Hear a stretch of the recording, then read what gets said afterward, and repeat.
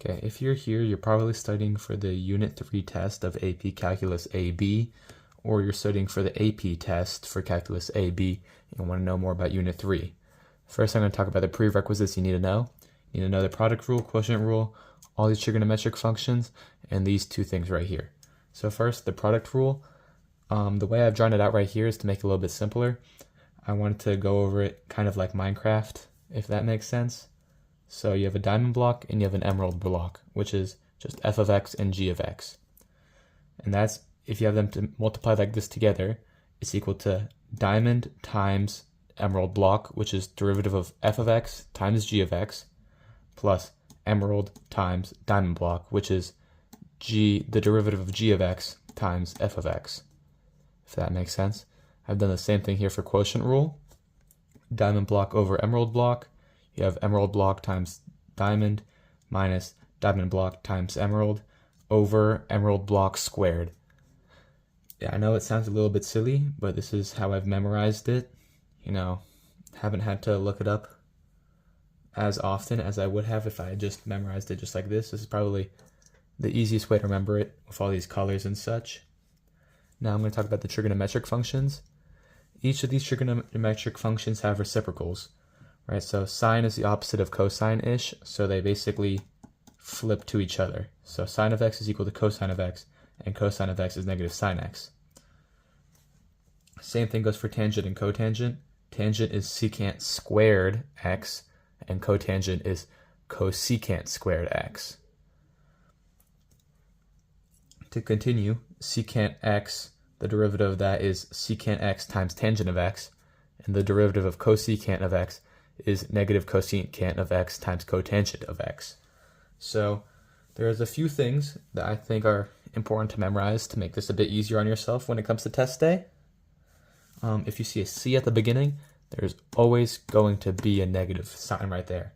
And if it starts with a C, it's more often than not going to equal something with a C in it. So cotangent makes cosecant, cosecant makes cosecant and cotangent. Right, that's how I've memorized it. And then we have these two over here. The derivative of ln of x is 1 over x, and the derivative of e of x is e of x. These two are pretty simple. You should be able to remember these relatively quickly compared to this one for sure. Okay, let's hop straight into the chain rule. For the chain rule, you have insides and outsides. For example, right here, we have the inside of 2x squared plus 8 and the outside of 5. So after you've found your inside and your outside, you want to find the derivative of just the outside while keeping the inside the same, and then multiplying it by the derivative of the inside. So let's use this one as an example right here. You have the inside and you have the outside. So you find the derivative over here, you make that 5, as you would with the power rule, and you make that 4. But you keep the inside the same. And then you multiply it by the derivative of the inside right here. See, 2x squared, the derivative of that is 4x. Sometimes, though, there's more than one inside or outside. Like, for example, with this question, there's the most outside, the second most outside, and the inside most inside, or just the inside. So for this one, there would be 3 separate steps, 1, 2, and 3. And you can see that it gets smaller and smaller each time. Like there's only 1 blue, and then there's 2 yellows, and then there's 3 pinks for each 3 steps. So first, find the derivative of the 3 part. That's the power rule. That one's simple. Then you have to remember the trigonometric function from the prerequisites to do this one right here. And as you can see, we no longer have the most outside here at all. And then you just have to find the derivative of the inside right here. See, there's no secant, or there's no trigonometric cosine right here, and there's no power rule. It just gets smaller and smaller, and you're getting more and more inside. You might be expected to find the chain rule of a table, so let's do this one right here. You have h of x is equal to f times g of x, like that, or f of g of x. So this would be the outside right here, and this would be the inside. The derivative of this would be outside, or the derivative of the outside times inside times the derivative of the inside, if that makes sense. So for this one, we have to find h of 1. So let's just go straight through them. You have h of 1 right here. You have g of 1 right here. You want to find g of 1 over here. You have -7. So then you have to find f prime of -7, and that's -4. And then you have g prime of 1. You go over here on the table. G prime of 1 is 7. So that's just 7 right there. -4 times 7 is -28. Here are two things that you might need to know for the chain rule. You have d over d of x, or the derivative of a to the power of x is equal to a to the power of x times ln of a. And then the derivative of log a of x is equal to 1 over x times ln of a.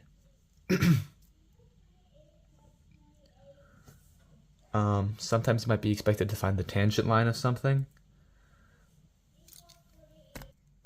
Okay, so the part I've highlighted here is basically showing all the questions that are being asked. So you have f to the power of -4 is equal to 1. Wait, run that back. F of -4 is equal to -1. F prime of -4 is equal to -2. F of -8 is equal to 2. And f prime of -8 is equal to 1. So if g of x is equal to f 2 of x, find the tangent line of g prime where x equals -4. So what it's asking for us to do here is the same thing where we find the derivative of the outside and then multiply it by the inside and then multiply that by the derivative of the of the inside right here. So that's what I've done right over here as well. We have to plug that straight in. So -4 times 2 is -8. So we have to find f prime of -8. Check right here, it's 1. So 1 times 2, that's the 2 right over here. So 1 times 2 gets us 2, as I've shown right here. That would be our slope for our tangent line. And then if we're doing the tangent line, we would also have an x-intercept. The x equals -4, that's our x-intercept right here. Our y-intercept is actually just found by doing f of -8, because to find what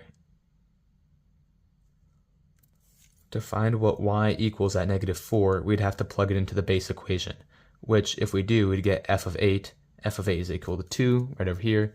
You plug that in, y minus 2, just so you remember, in case you have forgotten. The formula is y minus y1 is equal to mx minus x1, right? So whatever your intercept is, whether it's -4 or 2, you always want to multiply it by -1. So this 2 became -2, and this -4 became +4. So that's how you go about finding the tangent line using chain rule. Okay, next we have implicit differentiation. This one is long, and as you can see, there's not a lot of highlighting, so there's a lot of steps to this. So when it comes to finding the derivative of something, like for example this one right here, we're just going to go straight into it. You want to chain rule the equation where you have 5x plus y over 3 to the power of 4, right? That's the first part of the chain rule. And then we have to chain rule the inside, and we get x plus y to the power of 3. The derivative of that is equal to 3x squared. We haven't found the derivative of this yet. I'm just putting it there as a placeholder. The reason why I did is because, as you may have noticed, there's a y3 here, and you may be wondering how we'd go about finding the derivative of y. So when you find the derivative of x, for example, you just have 1. But when you're finding the derivative of y, it's y prime. So let's say you have the derivative of x squared, you have 2x. But if you have the derivative of y squared, you'd have 2y times y prime. So instead of having your x turn into 1, your y turns into y prime. So let's go back to this one right over here. The derivative of x plus y to the power of 3 is 1, right? X, 1, plus 3y, because I'm moving that over the power rule, squared, times y prime. Parentheses is equal to 3x squared. Then you want to separate that y prime from everything else. So it's just some simple factoring. As you can see here, I'm dividing both sides by 5 to the power of 5 times x plus y over 3, or y to the power of 3, as you can see right here. And then I do the same thing For this one right over here, I move it over, and that would get you y prime. This is also y prime. Okay, we had a bit of a mid-video location change, but that's, the show must go on. Just since we just found the derivative of this, let's try to find the derivative of this one right here. It should be a little bit easier. We have if 1 minus y squared plus x to the power 4 is equal to negative xy, find the equations of all tangent lines to the curve when x equals 1.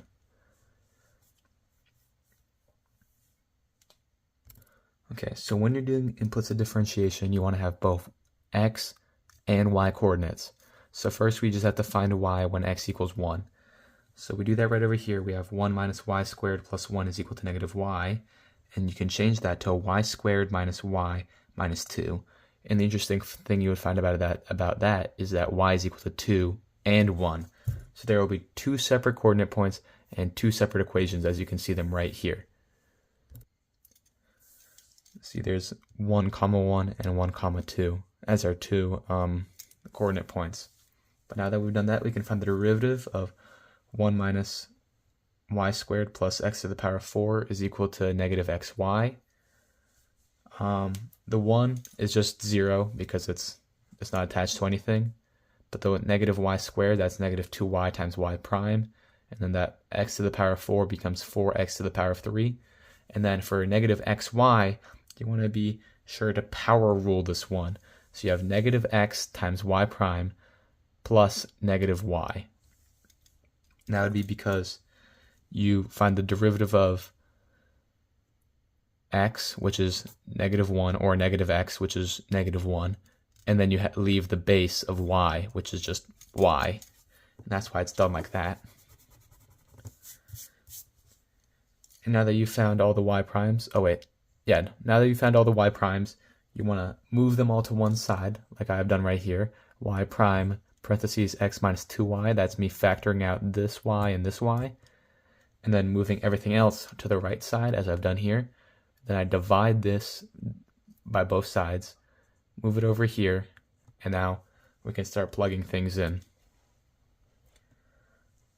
So the derivative when 1, 1, you just put in all these numbers. It's just plug and play. So negative 4 times 1 to the power of 3, that's just negative 4, minus y, if that's y is 1, it's just negative 1. So negative 4 minus 1 is negative 5. That's how I got that right there. And then 1 minus 2, 1, or 2 times 1 is negative 1, and that's where that negative 1 came from, so it's just 5. So you have y minus 1, that 1 came from here, is equal to 5, that came from here, parentheses x minus 1, and that came from this one over here. Same thing goes for this one. I actually did it on paper here, so I don't have to do it in my head. You have the same thing except 1, 2, so you plug it all in.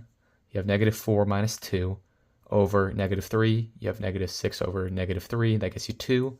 So you have y minus 2, that's the 2 over here, is equal to 2, which is the 2 over here, parentheses x minus 1, which is the 1 over here. That's how you'd find the tangent lines when you're doing implicit differentiation. It's kind of nebulous at first, but once you start really understanding it, it should come quite easy. What doesn't come quite easy is the derivatives of inverse functions, because there's a lot of memorization that you have to do for this one. So it all starts with this basic idea that f of the inverse of f of x is equal to x. So if you find the derivatives of both sides, you'd eventually find out that the inverse of f of x prime is equal to 1 over f prime of the inverse of f of x, which, in verbal speech is a bit confusing, but as long as you can, write this down on your flashcards, you should be fine. So let's try this one right here. Let's say you're finding it from a table. If g of x is equal to or the inverse of f of x, find g prime of 0. So g of x is equal to this thing over here, and then you just plug and play.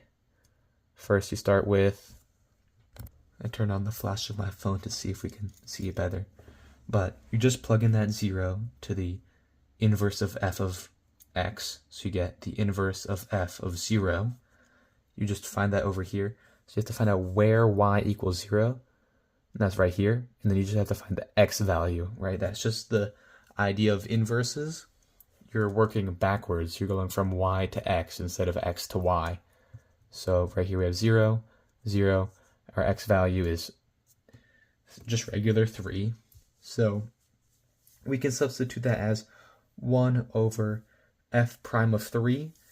Whereas f prime of 3, well, it's right here. It's 4. So it's just 1 over 4. That's how you'd find the g prime of 0. Notation is important. As you may have noticed, I just left this as g of 0 when it should have been g prime of 0. That might make you lose points on the AP test or a regular test, so watch out for that. Sometimes you might have to do it in equation form, like this. So right here it says f of x is equal to negative x cubed minus 3x plus 7, and f of 2 is equal to negative 7. G is the inverse of f. Find g prime of negative 7. So we start off with the very same formula as always, right from here. Same old, and we have to find, well, the inverse of f of negative 7. So we have to find where on a graph does the y value equal negative 7, like what's the x value of that? And we find it right here. The y value is negative 7, and the x value is 2. So we can just substitute this for 2, as I've done here. So you have a 1 over f prime of 2. F prime of 2, you have to find the derivative of f right here, and that is negative 3x squared minus 3. You put 2 in there, and you will get negative 15. So g prime of negative 7 is 1 over negative 15.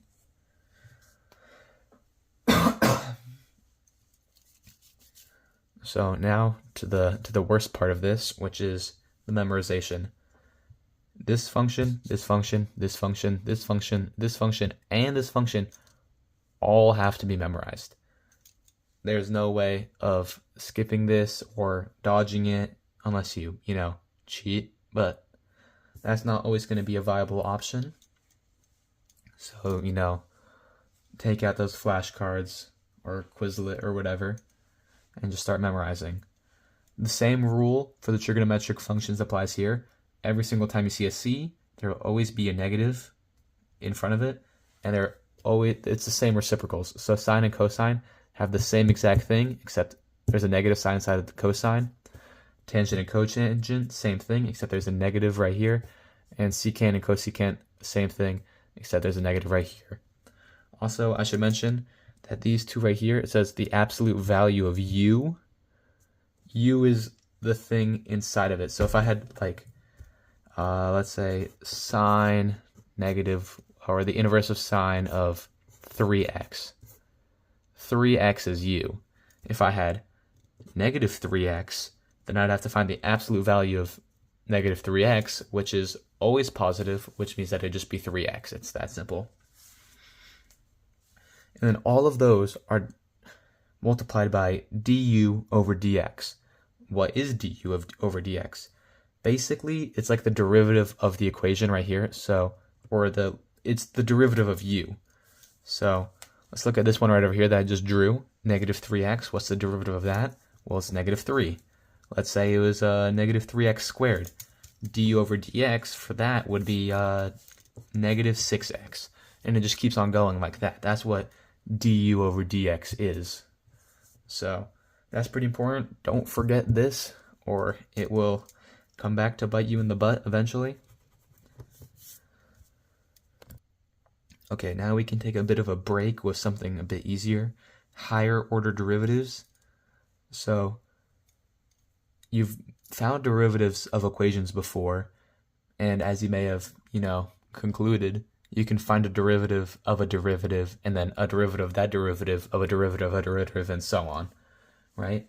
So let's say we have f of x is equal to 1 over 12 x to the power of negative 3 minus 1 over 4 x to the power of 4 minus 1 over 6 x plus 2x3.